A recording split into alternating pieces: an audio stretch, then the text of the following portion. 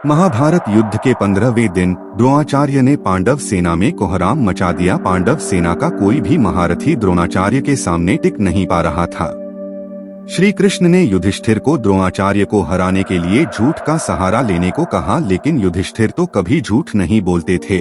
तब श्री कृष्ण के कहने पर भीम ने अश्वत्थामा नाम के हाथी को मार डाला और सेना में हल्ला कर दिया कि अश्वत्थामा मारा गया।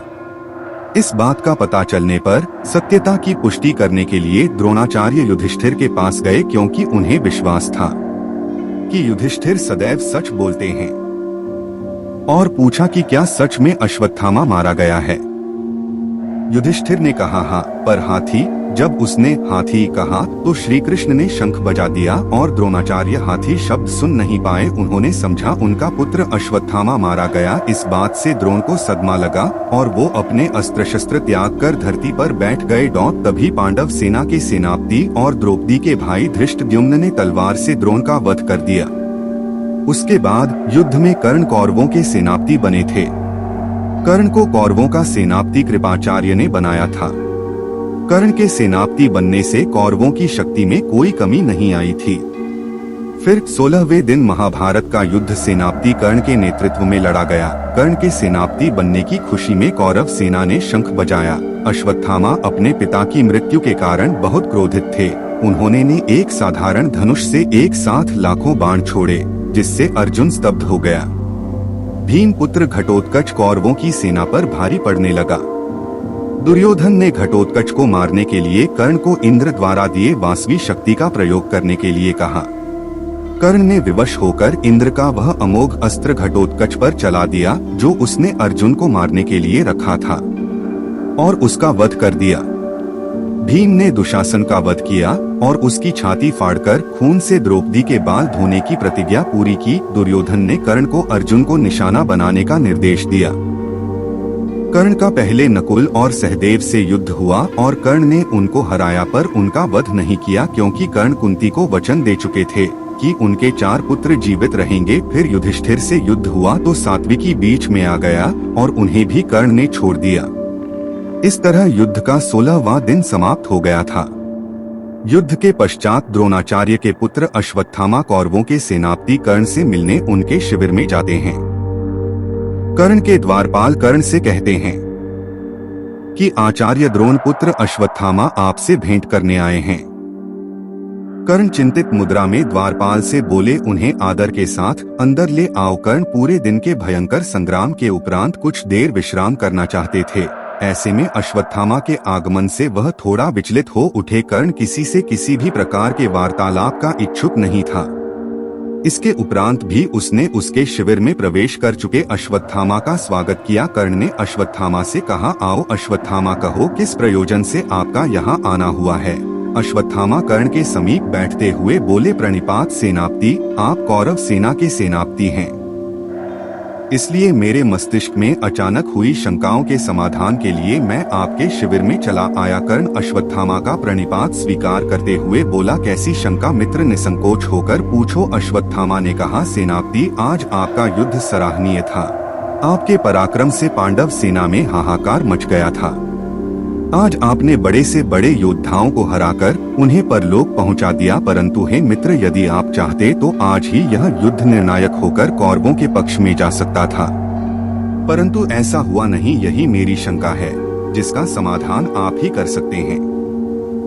यह सुनकर कर्ण थोड़े विचलित हो गए और विचलित स्वर में ही बोले, मित्र, तुम्हें ऐसा क्यों प्रतीत हुआ कि आज यह युद्ध निर्णायक होकर कौरवों के पक्ष में जा सकता था, लेकिन मेरे कारण ऐसा ना हो सका। यह सुनकर अश्वत्थामा दुखी स्वर में बोले, मित्र, मुझे बहुत ही खेद के साथ कहना पड़ता है कि आज आपके समक्ष 5 पांडवों में से युधिष्ठिर, भीम, नकुल और सहदेव युद्ध के लिए आए आपसे पराजित हुए और जीवित बच गए, क्योंकि आपने उन्हें जीवित छोड़ दिया है। श्रेष्ठ धनुर्धर, आपने ऐसा क्यों किया। कर्ण अश्वत्थामा की बात सुनकर शांत स्वर में बोला, मित्र, तुम्हारी शंका निराधार नहीं है। हाँ, मैंने उन्हें जीवित रहने दिया। मैंने यह किसी कारण वश किया जिसके विषय में आज बताना संभव नहीं है। यह सुनकर अश्वत्थामा क्रोध से भर उठा और कर्ण से बोला, मुझे आश्चर्य है मित्र, आपने ऐसा किया। मेरे स्वर्गवासी पिता और गंगा पुत्र भीष्म तो पांडवों का वध किसी भी परिस्थिति में नहीं करने वाले थे। यह तो सर्वविदित है, परंतु आपसे यह अपेक्षा नहीं थी कि आप परास्त पांडवों को अभयदान देंगे। यह सब सुनकर कर्ण ने कहा, हे श्रेष्ठ योद्धा, कदाचित तुम्हें विदित है कि स्वयं नारायण इस युद्ध में पांडवों के पक्ष में खड़े हैं, इसलिए उनका वध इतना सरल भी नहीं था। लेकिन इस सत्य को मैं नहीं नकार सकता कि मैंने आज अर्जुन के अतिरिक्त चारों पांडवों को पराजित किया और उन्हें जीवित जाने दिया है। मित्र, इसका जो भी कारण है मैं तुम्हें नहीं बता सकूंगा। इस पर अश्वत्थामा आश्चर्य से बोला, यह तो क्षत्रियों की भाषा है। अंगराज, आप इस भाषा को क्यों बोल रहे हैं? आपकी निष्ठा तो आपके मित्र दुर्योधन के प्रति होनी चाहिए, परंतु मुझे आज आपकी निष्ठा पर संदेह हो रहा है। हे वीर, आज आप युद्ध का निर्णय अपने मित्र दुर्योधन के पक्ष में कर सकते थे, परंतु आपने ऐसा नहीं किया। यह एक कटु सत्य है।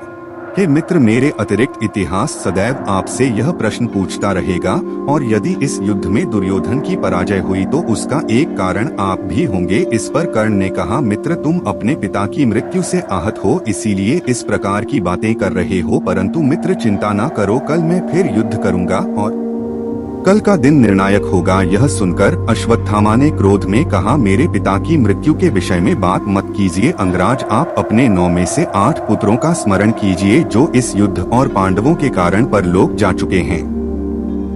आज आपने उन कायर पांडवों को जीवित छोड़ते समय अपने मृत पुत्रों का स्मरण भी नहीं किया। आप अपने पुत्रों के हत्यारों को जीवित छोड़ सकते हैं, परंतु यह ब्राह्मण पुत्र अश्वत्थामा अपने स्वर्गीय पिता द्रोण के हत्यारों को कभी क्षमा नहीं करेगा और पहला अवसर मिलते ही उन्हें मृत्यु लोक पहुंचा देगा। है अंगराज, आपने सही कहा कि कल का युद्ध निर्णायक होगा, क्योंकि मैंने आते समय यमदूतों को आपके शिविर में आते देखा है। अब मैं चलता हूँ। प्रणिपात। अंगराज और अश्वत्थामा चले गए। महाभारत युद्ध का 17वां दिन शुरू हुआ। महाभारत के युद्ध के 17वें दिन कर्ण ने भीम और युधिष्ठिर को हराया था। हालांकि कुंती को दिए वचन के कारण कर्ण ने उन्हें नहीं मारा। इस दिन कर्ण और अर्जुन के बीच भीषण युद्ध हुआ था। इस युद्ध में कर्ण के रथ का पहिया जमीन में धंस गया था। इसी वजह से कर्ण पहिया निकालने के लिए नीचे उतरा था। उसी समय श्री कृष्ण ने अर्जुन को कर्ण का वध करने का आदेश दिया था और अर्जुन ने कर्ण पर दिव्यास्त्र चला दिया। कर्ण को दिव्यास्त्र को रोकने की काट आती थी, पर परशुराम के श्राप के कारण वह भूल गया और कर्ण की मृत्यु हो गई। कर्ण की मृत्यु के बाद कौरव पक्ष का मनोबल पूरी तरह टूट गया था। कर्ण के बाद दुर्योधन ने शल्य को सेनापति घोषित किया गया और दिन के अंत में युधिष्ठिर ने शल्य का वध कर दिया। इस तरह अर्जुन के हाथों कर्ण वीरगति को प्राप्त हुए। कर्ण तो वीरगति को प्राप्त हो गए, किंतु अपने पीछे एक बहुत बड़ा सवाल छोड़ गए कि जब कर्ण की निष्ठा दुर्योधन के लिए थी तो उसने कुंती को अर्जुन के अतिरिक्त उसके 4 पुत्रों को जीवन दान देने का वचन क्यों दिया? कर्ण का कुंती को दिया हुआ यही वचन दुर्योधन के लिए श्राप साबित हुआ, जो उसकी हार का सबसे बड़ा कारण बना। तो दोस्तों, यह था कर्ण और अश्वत्थामा के बीच आखिरी संवाद। इस संवाद पर आप अपनी कोई राय देना चाहते हैं तो आप कमेंट के माध्यम से दे सकते हैं। वीडियो पसंद आई हो तो वीडियो को लाइक करें। को त्रुटि या सुझाव हो तो कमेंट में लिख सकते हैं। आपके सुझावों का हम सम्मान करते हैं। और चैनल पर अगर नए आए हैं तो चैनल को सब्सक्राइब करना ना भूले। धन्यवाद। जय श्री राम।